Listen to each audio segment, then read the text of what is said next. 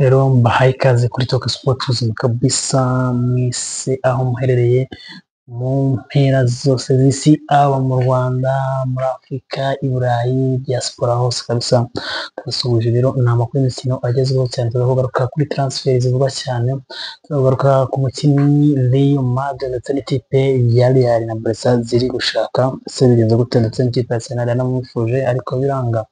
Turagaruka no kuri transfer zivugwa muri Arsenal, Juventus, Manchester United ndetse n'ikipe nyinshi zikomeye cyane, harimo nibiramuka bikunze turikoza no mu ikipe ya Lion Sport cyangwa se APR FC, tugenda tubabwira update zigiye zigezweho. Hanyuma rero uramutse wishimiye iyi video cyangwa se ushaka kudusapotinga, wakora like, share, comment, hanyuma ugakora subscribe niba utarayikora. Shishikariza abantu mwese mwakora subscribe kuzamusharinga izi video mu magroupe kabisa, kujya mukora ibyo bintu, ni ibintu by'agaciro neza cyane. Hanyuma rero ngiye mukomeje kubana Talk Sport ubuzima, ni ngiye cyo kweza kino kiganiro kandi nanjye wakibateguriye. Rero hanyuma rero kigaruka ku mukinnyi ukomeye cyane Arsenal yamushatse, Barcelona ndetse na Real Madrid, umukinnyi wa Atletico Madrid Williams amaze imyaka irenga icumi muri Atletico Bilbao. Rero mu mwaka wa 2023 yashyize umukono ku masezerano mashya atuma n'agaciro ke kiyongera hejuru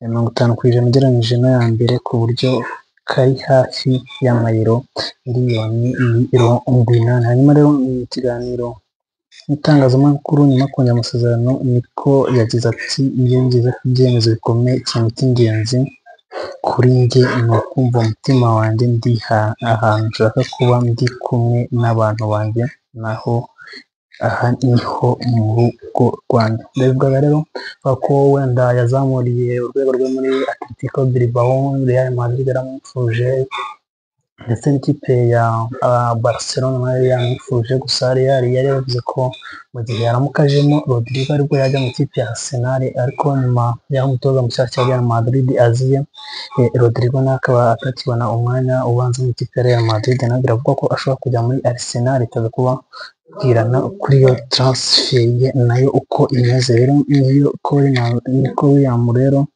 akina na mukuru we na Williams kuri stade ya San Mamés, yakinnye umukino wa mbere muri Atletico Club muri 2024 ubwo yakinaga neza, aho amaze gukina imikino 3 imwe ya La Liga atsinda ibitego 16, hiyongereho ibindi 15 mu marushanwa atandukanye. Yanagaragaye mu ikipe y'igihugu ya Espagne, bagize uruhare rukomeye mu gutuma igihugu cye gitwara igikombe cya Euro 2024 mu mwaka ushize. Atletico Club yarangije iri ku mwanya wa 4 muri La Liga, ikabona igitego na UEFA Champions League, banigeze muri kimwe cya kabiri cya UEFA Europa League basezeremo Manchester United. Niko Williams rero yakomeje no kugora cyane ikipe ya Manchester United mu kimwe cya kabiri. Uwo mukino Manchester United byarangiye kuri finali bayitsinze, akaba yitwa rero Nico Williams. Hanyuma ku rundi ruhande rero ikipe ya Barcelona yamaze igihe mu biganiro ishaka Nico Williams, ariko ubu igomba gushaka undi mukinnyi ufite umuvuduko nk'uwe. Avuga ko ibiganiro bari bagiranye n'abapfuru bashaka Luis Diaz byapfubye, bityo bigomba gutangira gushaka undi mukinnyi ukwiye guhita asimbura uwo bifuza. Rero ubwo akaba ari Nico Williams. Williams rero ikipe ya Arsenal yamushatse, ikipe ya Real nayo yamushatse kugira ngo barebe ko baza kumubika, ariko biranga. Nyuma tubiza ko tuza kubabwira n'urutonde rw'abakinnyi 10 bishwe n'impanuka z'imodoka. Ibyo ngibyo rero urutonde twarukoze tugendeye kuri urupfu rwa Diego Jota yitabye Imana ku munsi w'ejo mu rugendo. Se byagenze gute kuri transfer ya Diego Jota rero yari ari mu gihugu cya Espagne ashaka kujya mu gihugu cy'Ubwongereza, hanyuma yagiye gukora test cyatumye rero atagenda n'indege, nuko Diego Jota yari amaze igihe arwaye. Yaha muganga aramugira inama yo kudakoresha indege kubera ibibazo byo kuba yabura umwuka se, cyangwa ko indege aho bigeze ubushyuhe bwinshi, hari aho baba bakeneye ubushyuhe bwinshi umwuka ukaba muke. Rero muganga amutegeka kugenda, ko byaba byiza adateze indege. Hanyuma rero Diego Jota rero nuko kugenda na murumuna we batega imodoka bagiye gufata ubwato, niko rero imodoka barimo yaje gukora impanuka iri kudepasa ipine rirapfumuka, hanyuma rero ihita ishya irakongoka. Abafireman cyangwa se abatabazi bahagera byamaze kurangira. Rero Cristiano rero Ronaldo ari mu bashenguwe n'urupfu rwa Diego Jota. Hanyuma rero utazamu ikipe ya Portugal kuri wa kane rero nibwo hagiye hanze inkuru y'akababaro ko Diego Jota akina ikipe ya Liverpool, Ubwongereza. Ikipe ya Portugal itabye Imana n'umuvandimwe Andres Silva. Harimo Cristiano Ronaldo wakinaga mu ikipe ya Portugal, ubutumwa yashize ku rukuta rwe rwa Instagram yanditse: ntabwo byumvikana uburyo twari kumwe mu ikipe y'igihugu ndetse n'uburyo baherukaga gukora ubukwe. Hanyuma ku muryango wawe, umugore wawe hamwe n'abana bawe ndabihanganishije kandi mbifurije gukomera mu bihe, ndabizi ko buri gihe tuzahorana nabo. Uruhukire mu mahoro Diego Andre Jota, tuzabakumbura. Umukinnyi wakinaga asatira nimero 9 kandi cyangwa anyuze ku ruhande rw'ibumoso yatangiye gukina yabigize umwuga ahereye mu ikipe Paços de Ferreira iwabo muri Portugal muri 2014, nyuma anyuze mu makipe arimo Atletico Madrid, FC Porto na Wolves. Yanyuze muri 2020 muri Liverpool. Diego Jota yatangiye ikipe ya Portugal muri 2014 ahereye mu makipe batatanyije imyaka 19. Hanyuma rero mbibutsa gukora subscribe, share, like, comment. Niba wambegeze hano kuri Talk Sport Ubuzima, kwibutsa gukora subscribe. Barimo kuri subscribe turakwibutsa gukora share, like, comment, hanyuma ugasangiza abandi izi video mu groupe. Hanyuma rero tugiye kuzamuka na transfer nyinshi cyane mukondo. Tugiye guhera ku ikipe ikinyamakuru The Mirror cyatangaje ko Arsenal yashimishijwe no kumva ko ishobora kubona rutahizamu na Brazil Rodrigo ku kayabo ka miliyoni 70, cyane ko itizeye umwanya uhagije wo kubanza mu kibuga muri Real Madrid iyobowe na Xabi Alonso. Hanyuma ariko byavugurwa imbere ko ikipe ya Real Madrid yaramuka ibonye Rodrigo mu gihe ikipe ya Real Madrid yabivanye muri Atletico Bilbao. Niko yamuze. Hanyuma rero niko yamaze gusenya. Ese ikipe yari yaribona kurekura Rodrigo ko Xabi Alonso atamufite mu bakinnyi bazajya abanzamo cyangwa se ashingiraho kuzajya akinisha mu ikipe ya Real Madrid. Se kuba Arsenal ibuze Real Madrid ibuze Nico Williams irarekura Rodrigo mu guteza tukareba niko The Mirror yavuze. Hanyuma Atletico Madrid yo iteguye gukora ibishoboka ngo ibone Cristiano Romero, myugariro w'imyaka 27 ukina ikipe ya Tottenham n'ikipe y'u Argentine. Biteganyijwe ko iyamaka yabo ka miliyoni 61. Hanyuma rero ariko byifashe rero niko Romero yafashije Tottenham kugera ku mukino wa nyuma wa UEFA Europa League, hanyuma babasha no kwitwara batsinze Manchester United. Talk Sport Ubuzima yavuze ko West Ham yanze ubusabe bwa miliyoni 50 bwa Tottenham, hanyuma yabasabaga rutahizamu w'umunyagana Mohamed Kudus w'imyaka 24. Hanyuma Corriere dello Sport yatangaje ko Manchester United yifuza miliyoni 25 ku mukinnyi Jadon Sancho w'imyaka 25 ushobora kwerekeza muri Juventus imushaka cyane. Hanyuma rero Jadon Sancho ariko tumuvugaho, Jadon Sancho ari mu bakinnyi Manchester United yaguze amafaranga menshi imukuye mu ikipe ya Borussia Dortmund. Manchester United rero ikimara kumugura yaramuzanye irangabibanza guferinga yongera imutiza mu ikipe ya Chelsea. Ubu tuvugana ni intizana Manchester United mu ikipe ya Chelsea. Manchester United basize ku isoko Jadon Sancho kuri miliyoni 25. Uwamubona yaba ahashye neza, ashobora kwerekeza muri Juventus imushaka cyane. Inotari yari yatangaje ko Sancho yemeye no kugabanya umushahara we kugira ngo yerekeze muri kipe yegukana Serie A inshuro 36 ariyo Juventus. Ikinyamakuru The Mirror cyanditse ko Manchester United irimo gutera intambwe mu gushaka rutahizamu wa Aston Villa n'Ubwongereza Ollie Watkins w'imyaka 29 ngo imaze kugirana ibiganiro bya mbere n'iyo ikipe ishaka miliyoni 50. Nyuma ikipe ya Manchester United muri shampiyona itaha yasoje ku mwanya wa 16 hanyuma muri Europa League itsindwa ku mukino wa nyuma na Tottenham. Byaba ari ibintu byiza cyane ibonye Ollie Watkins mu gihe abataka bayo ntacyo bari kwifasha harimo Baziriko ndetse n'abandi benshi cyane ntacyo bari kwifasha. Hanyuma Gazette dello Sport yanditse ko umutoza wa Napoli Antonio Conte arifuza gusinyisha rutahizamu w'Umunyanigeriya Ademola Lookman w'imyaka 27 ukinira Atalanta. Nyuma Ademola Lookman akaba ari umukinnyi nawe umeze neza cyane. BBC yatangaje ko Newcastle United ishaka kurangiza amasezerano na Burnley kugira ngo ibone umunyezamu James Trafford w'imyaka 22 ndetse Nottingham Forest ikaba inashaka kandi umunyasuwede Anthony Elanga w'imyaka 23. Anthony Elanga yakina mu ikipe ya Manchester United. Sky Sport yavuze ko umukinnyi wo ku ruhande ukomoka mu Buyapani Kaori Mitoma w'imyaka 20 yabwiye Brighton ko ashaka kuguma muri ikipe kandi agasinya amasezerano mashya nubwo ashakwa na Bayern Munich. The New Times yatangaje ko Sunderland ubu yerekeje amaso ku munyezamu wa Chelsea Umunya-Serbia Jodar Petrovic w'imyaka 25 ariko arahatana na Aston Villa na Bournemouth mu kwegukana uyu mukinnyi. Atari transfer nyinshi cyane zigenda zivugwa i Burayi.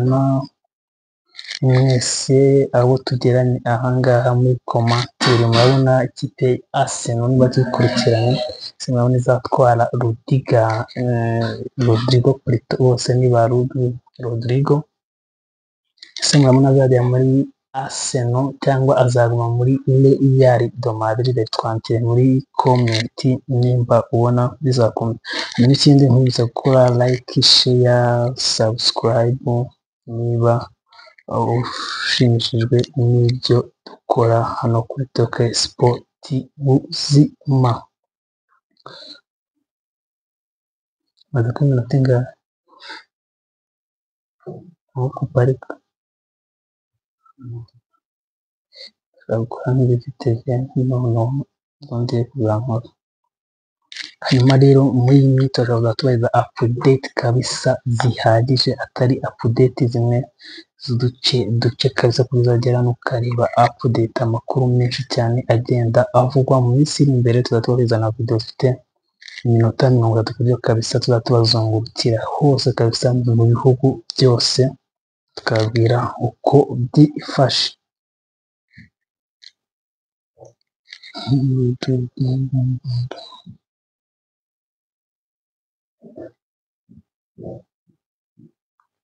Hanyuma turazamuka no ku nkuru ya Thomas Partey. turacyabafitiye inkuru zivugwa no kuri Rayon Sport nizo tuza gusorezaho. Hanyuma turaza no kubabwira n'urutonde rw'abakinnyi 10 bagize bapfira mu mpanuka y'imodoka.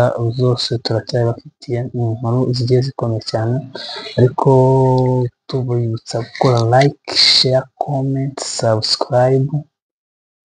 By'agaciro nimba urakoze subscribe nawe jya ukomeza ukore like n'amashare menshi cyane ku ma status hose, aba ari iby'agaciro cyane. Nyuma rero nk'uko twababwiye Diego Jota uheruka kwishwa n'impanuka. Abakinnyi b'umupira w'amaguru bapfuye bazize impanuka y'imodoka. Urupfu ni kimwe mu gushengura abantu, ariko bigakomera cyane iyo hapfuye umuntu wari usanzwe uzwi cyane kandi akiri muto, bituma abantu bapfa biba ari byinshi. Gusa tugiye kurebana abakinnyi b'umupira w'amaguru bitabye Imana bazize impanuka y'imodoka. Turahera ku mwanya wa 10, Gerardo Bezerra, uyu mukinnyi ukomoka muri Brazil gusa yanyuze mu makipe yo muri Argentine na Espagne, yakiniye amakipe akomeye Atletico Madrid, aza kwitaba Imana azize impanuka y'imodoka mu 1977. Ku mwanya wa 10, Marino Klinger. Marino Klinger ukomoka muri Colombia, akaba yarakiniye amakipe y'iwabo atandukanye arimo Millonarios na Independiente Santa Fe, yitabye Imana mu kwezi kwa gatanu 1975. Abo tuvuyemo bose bari mu kinyejana cya 19. Hanyuma ku mwanya wa 8, Peter Houseman, umunyezamu ukomoka mu Bwongereza, akaba yamenyekanye cyane mu ikipe ya Chelsea. Peter Houseman yitabye Imana mu 1974 azize impanuka y'imodoka, bikaba byarababaje cyane ikipe ye ndetse n'abafana bayo. George, umukinnyi ukomoka muri Bulgaria, akaba ari umwe mu bagize izina rikomeye mu mupira w'amaguru ukomoka muri iki gihugu. George yitabye Imana mu kwezi kwa karindwi 1963, afite imyaka 20 azize impanuka y'imodoka. Ntabwo icyo gihe yitabye Imana ari wenyine, ahubwo yari kumwe n'undi mukinnyi bakinanaga witwa Nikolai Kotkov. Ku mwanya wa 6 asanga Rommel Fernandez, umutozamu ukomoka muri Panama, akaba yaranyuze mu makipe atandukanye muri Espagne arimo Valencia, Albacete, yitabye Imana afite imyaka 27 mu kwezi kwa gatanu 1993 azize impanuka y'imodoka. Hanyuma Laurent Kunigan ku mwanya wa 5 yakinaga anyuze ku mpande, akaba ari mu bakinnyi ba mbere bakomoka ku mugabane wa Afurika bakiniye ikipe y'igihugu y'Ubwongereza, akiniye amakipe atandukanye arimo Real Madrid, Manchester United, ariko aza kwitaba Imana azize impanuka y'imodoka mu kwezi kwa karindwi 1999 ku myaka 33. Juan Gomez ku mwanya wa 4. Juan Gomez Gonzalez, amenyekanye nka Juanito, ikipe ya Madrid, yitabye Imana mu kwezi kwa kane 1992 azize impanuka y'imodoka afite imyaka 37. Fred Lincoln ni umunyabigwi w'umupira w'amaguru muri Colombia, wakinaga mu kibuga hagati, aho yanyuze mu makipe ari muri Madrid, Corinthians. Fred Lincoln yitabye Imana muri Mata muri 2022 azize impanuka. Jose Antonio Reyes yakiniye amakipe arimo Arsenal, Real Madrid na Sevilla, aza kwitaba Imana mu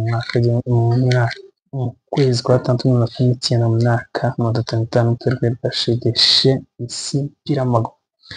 Ku mwanya wa mbere tuhasanga Diego Jota. Ku wa kane cyumweru nibwo hagiye inkuru hanze muri akaboro ko Diego Jota akina ikipe y'Abapuru mu Bwongereza, ikipe y'igihugu Portugal, yitabye Imana ari kumwe n'umuvandimwe Andres Silva bazize impanuka y'imodoka bakorera rero muri Esipanye. Hanyuma twagiye ku nkuru ya Rayon Sport, rero Rayon Sport asinyishije Mohamed Cheri wo muri Tunisia.